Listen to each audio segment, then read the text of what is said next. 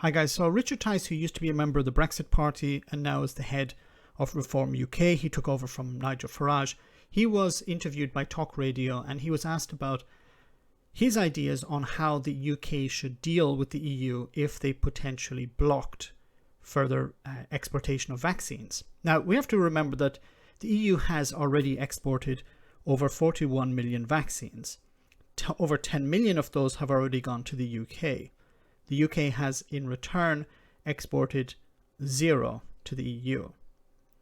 The EU is not happy about that because the EU had signed a contract with AstraZeneca and then the UK signed a contract with AstraZeneca, and AstraZeneca is prioritizing UK, the production of vaccines for the UK over the EU, it seems. So how would Richard Tice, the Brexiteer, deal with this problem? Let's hear what he had to say. Out that in Yorkshire, Croda International, a major chemical company there, they are suppliers of the crucial lipid, which is crucial to the Pfizer vaccine. Pfizer can't make vaccines in Europe to give to people in Europe unless they've got this. If the EU stop us from getting our vaccines that we've bought and paid for with a decent contract signed in good time. No, you didn't sign it in good time. The EU signed it first and then the UK signed it second. Because the EU didn't do theirs. Should we block the suppliers of lipid for their vaccines? No, absolutely not. That's actually a good response. Absolutely not. We shouldn't do that.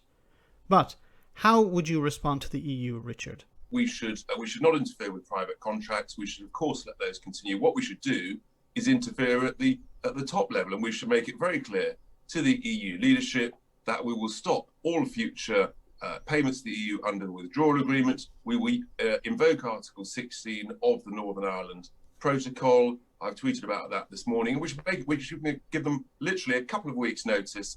Any more nonsense with paperwork restrictions going across the channel for fishing and other goods, either sort that out, otherwise they might find it's really rather hard to export German cars from Germany to the UK. Okay. These two things are completely unrelated. Like, this is his idea of a threat. We're going to break international law. Because that's what he's suggesting. To break the withdrawal agreement and break international law. Now, how is breaking international law going to resolve the problem of the vaccines?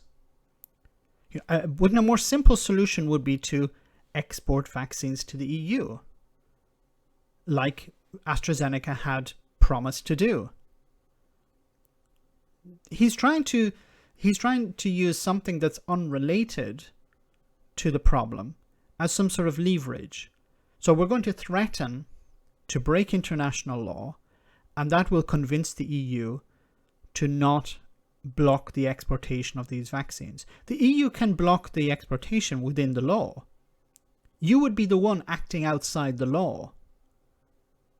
And if you break the withdrawal agreement, then you're going to create a huge number of problems in Northern Ireland. And then you're going to have problems with the United States. How is this going to help the UK? If the vaccines are coming in, don't you want the vaccines to come in? How is this going to stop? Like, just think about it for a moment. If the EU are saying we're going to threatening to block the exportation of vaccines, and the UK's response is we're going to break international law, does anyone honestly believe that the EU would say, oh, I'm sorry, we're not going to do it now because you're considering breaking international law again? It's a bit like the boy who cried wolf here. Maybe if we cry wolf enough times, the EU will actually believe us. Boris Johnson has threatened to invoke Article 16 on numerous occasions, and he hasn't done that. But you have to also remember that maybe Richard Tice doesn't understand this, but invoking Article 16 is not breaking the withdrawal agreement.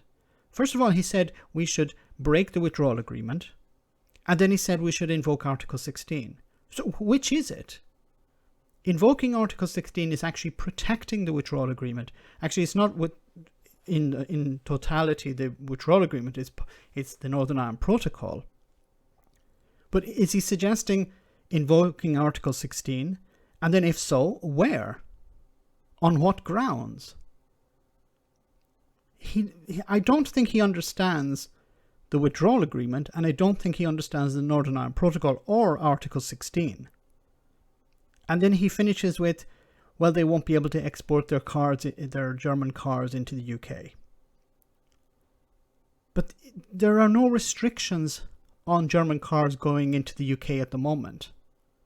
So instead, he's probably suggesting that we should actually carry out the work that we were supposed to be doing by carrying out checks on the border.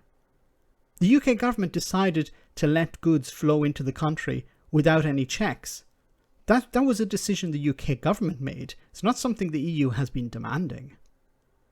This doesn't make any sense to me.